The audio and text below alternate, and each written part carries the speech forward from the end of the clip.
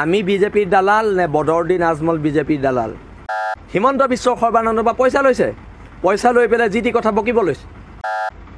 আপুনি অভিভাৱক, আপুনি বাংলাদেশী মূলৰ মুছলমানৰ অভিভাৱক হ'ব পাৰে, অসমীয়া মুছলমানৰ আপুনি অভিভাৱক নহয়। বিজেপিৰ ডাঙৰ এজেণ্টজনৰ নাম হৈছে বদৰুদ্দিন আজমল আৰু AIDUF। প্ৰথম কথাটো হৈছে আজি হোজাইত ৰাইজৰ দলৰ এখন মিটিং আছিলে।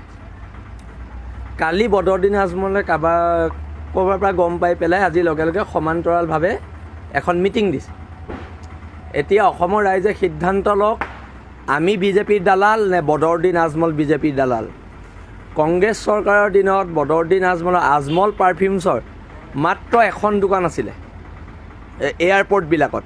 এতিয়া ভাৰতবৰ্ষৰ সমগ্ৰ এয়াৰপৰ্টত কিন্তু বদৰুদ্দিন আজমল পাৰফিউমছৰ দোকান আছে। এতিয়া প্ৰশ্নটো হৈছে কোন দালাল?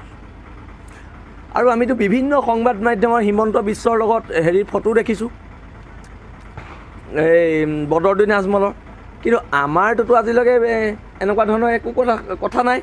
এতিয়া কথাটো হৈছে যে বদৰুদ্দিন আজমল বিজেপিৰ দালাল হয় আৰু অসমৰ মুছলমানে বদৰুদ্দিন আজমলক বিশ্বাস নকৰিব। আৰু যদি এই নিৰ্বাচনত অসমৰ মুছলমান মানুহে বদৰুদ্দিন আজমলক বিশ্বাস কৰে, তেখেতলোকে সৰ্বকালৰ সৰ্বশ্ৰেষ্ঠ ভুল কৰিব। ৰাইজৰ দল আৰু বিজেপিৰ সৃষ্ট বুলি কৈছে, বিজেপিয়ে সৃষ্টি কৰা দল। গম পাইছোঁ, কৈছে এই বদৰুদ্দিন আজমলৰ মতে আমি চলিম নেকি? ৰাইজৰ দল আৰু AJP হৈছে সম্পূৰ্ণ এক জাতীয়তাবাদী সত্তা আৰু আমি অসমত এবাৰ চৰকাৰ বনাম। আৰু বিজেপিৰ দালাল বদৰুদ্দিন আজমলে সেইকাৰণে এতিয়া আবুল তাবুল বকিব লৈছে। হিমন্ত বিশ্ব সৰ্বানন্দৰ পৰা পইচা লৈছে, হিমন্ত বিশ্ব সৰ্বানন্দৰ পৰা পইচা লৈছে, পইচা লৈ পেলাই যি টি কথা বকিব লৈছে।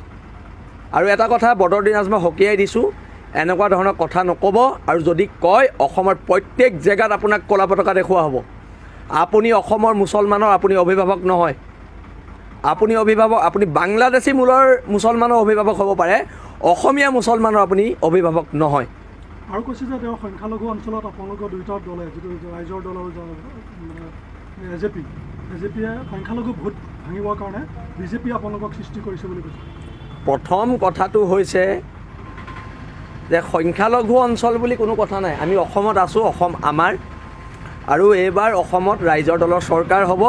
সেইকাৰণে বিজেপিৰ দালাল বদৰুদ্দিন আজমলে আমাক কৈছে যে আমি বিজেপিৰ সৃষ্ট এটা দল। কিন্তু মই অসমৰ ৰাইজক, যিসকল অন্ধভক্ত মুছলমান মানুহে এতিয়ালৈকে বদৰুদ্দিন আজমলক ছাপোৰ্ট কৰি আছে, তেওঁলোকক কৈছোঁ যে আটাইতকৈ বিজেপিৰ ডাঙৰ এজেণ্টজনৰ নাম হৈছে বদৰুদ্দিন আজমল আৰু AIDUF।